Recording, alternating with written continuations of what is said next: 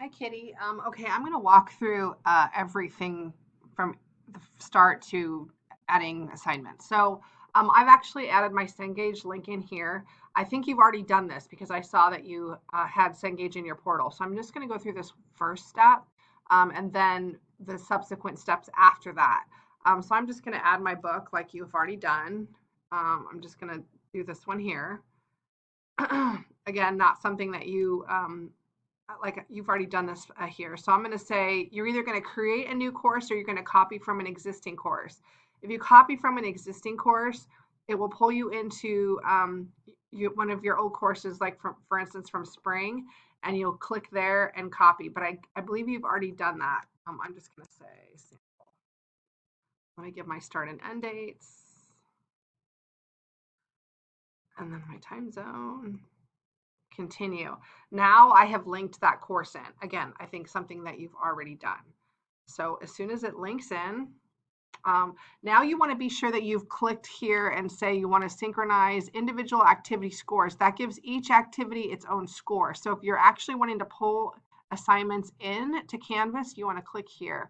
If you haven't done that there, you accidentally clicked the other one, you can do that on the next screen and I'll show you here. So I've completed the import and that's right here. And that's what you already have in your courses I've seen.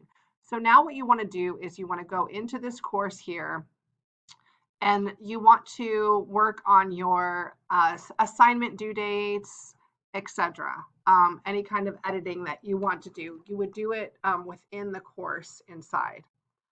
So let me just skip these things. It's going to take me into whatever course I've copied. So if there's old dates, if there's old customizations you've done, those would all be there. So what I'm going to do, for instance, I'm going to go in here. I might say I'm going to turn my edit tab on because the edit tab is what now allows us to edit.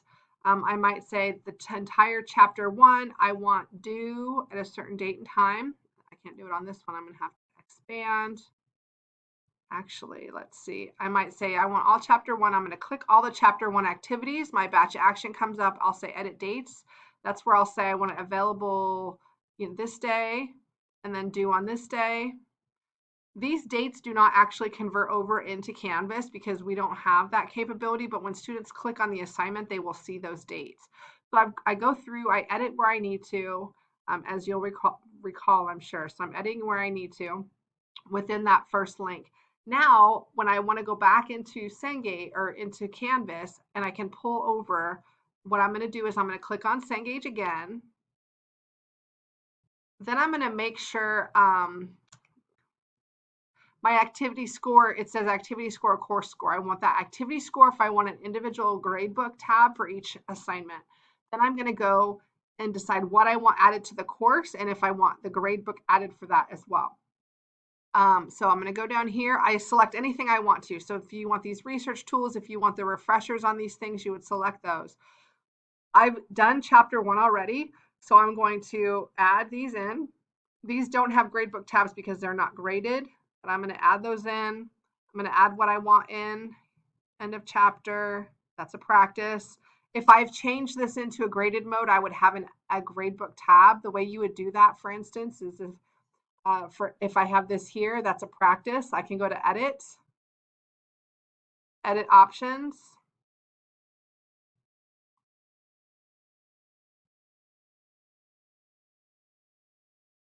I think I have a pop-up blocker on. It's taking a while. Here we go. And then I have the ability to, oh, it was taking a while. When I do edit options, I have the ability to switch the practice into a graded mode if I wanted to do that. So again, I'm back here. I decided what I'm pulling over from my chapter 1. I always advise to just do one chapter at a time, and I'm going to show you why. So I've taken those assignments that I've already customized through that first Mind tab, and I'm going to say confirm. It's going to list again, what do I want to have in there? I go to save.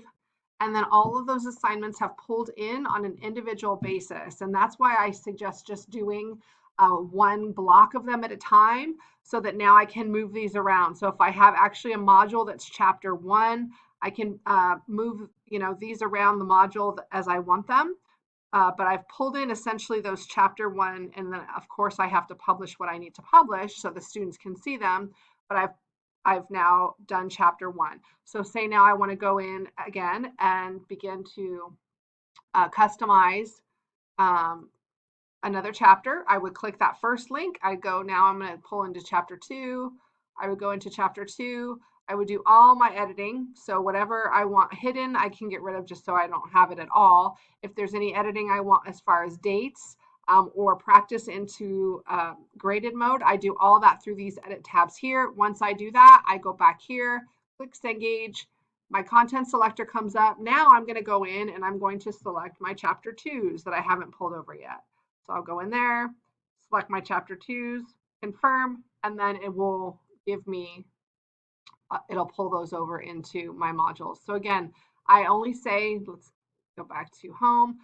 I suggest just pulling over a certain amount at a time. You can even pull them over as you want students to work on them. If you have any questions, let me know. I'm hoping this is helpful to you as far as converting assignments over. We have extended training if you want. So if you'd let me know, I can get you set up with a product expert. Have a good day.